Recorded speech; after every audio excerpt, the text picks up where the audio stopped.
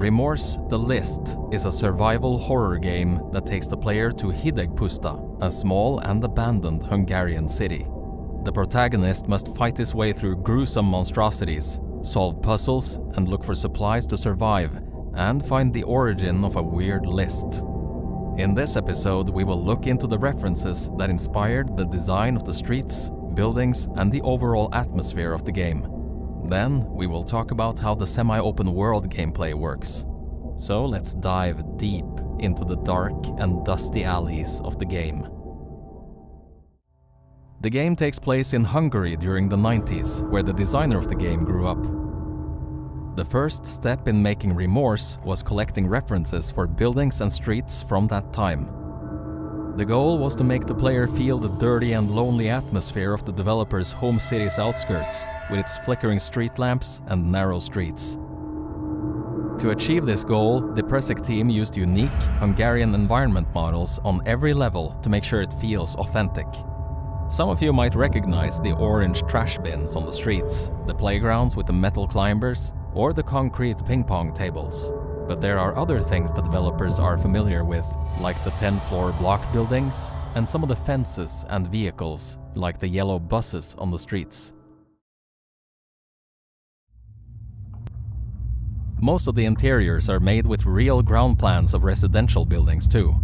Since these flats are usually small, the layout and the cluttered models helped a lot with the claustrophobic feeling of these tight rooms. These details contribute to the sinister atmosphere and the overall feeling of the game. The atmosphere of the game was also strongly influenced by the survival horror games of the 90s and 2000s, when the primary elements of the games were not the graphics or the beautiful lights, but the visceral fear that the atmosphere irradiated you with. Whether it was a foggy and deserted small town, or the failed biological experiments of a large corporation, terror was guaranteed for every player who tried to solve their mysteries.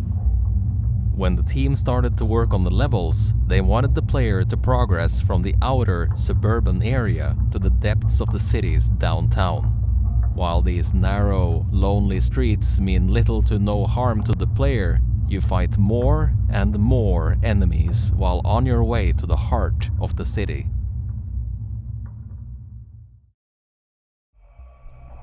To help the player navigate Hidegpusta, the team added a simple yet useful map that contains important clues about the district.